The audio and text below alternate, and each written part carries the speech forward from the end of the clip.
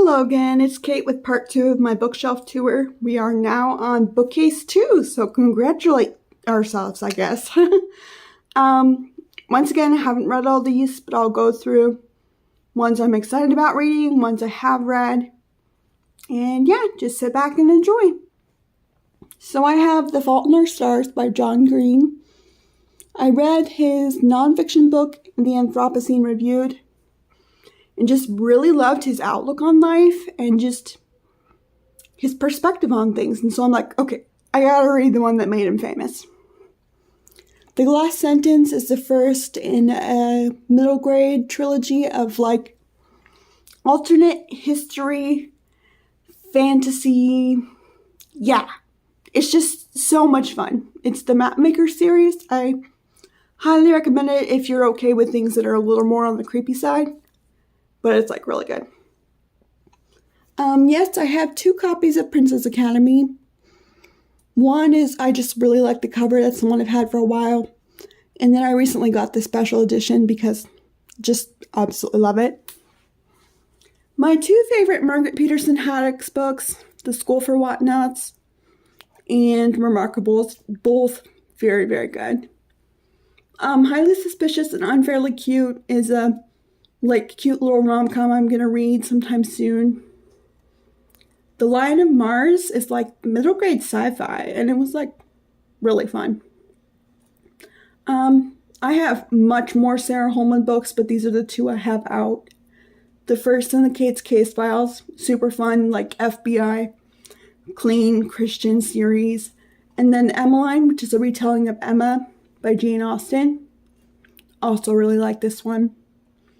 And then Klara and the Sun is one I literally finished reading this week. Absolutely loved. It's like literary sci-fi with some deeper, darker themes.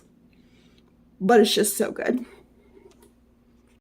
Alright, shelf 2. So Paper Things is one that I read ages ago and is my first kind of experience of like reading something about somebody homeless and in foster care, and it was just like so eye-opening. So I recently got a copy of that.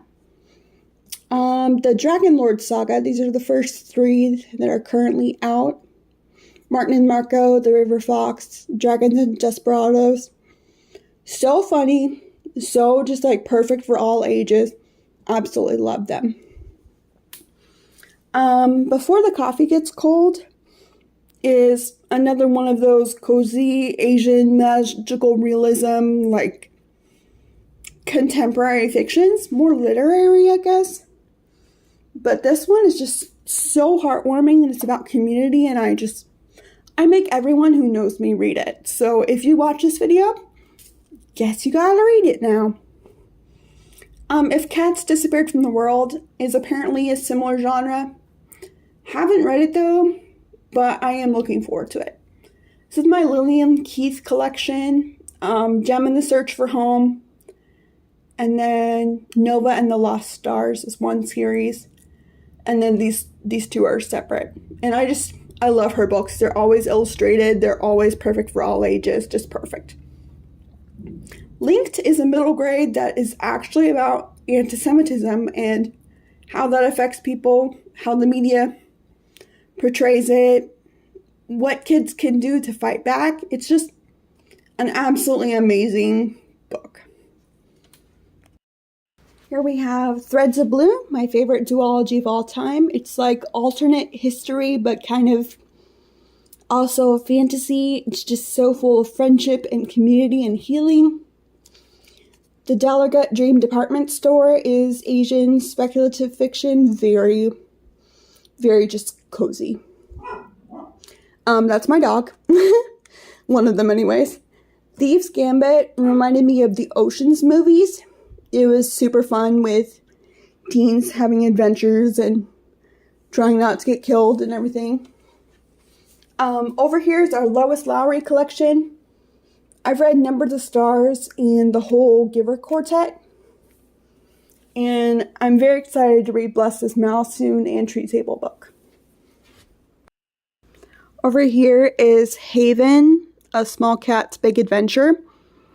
I absolutely absolutely loved it. It was like so heartwarming and sad and just perfect. And then Betsy and Tacy Go Downtown. I've read the first 3, but this is number 4, so I'll have it out to remind me to read it.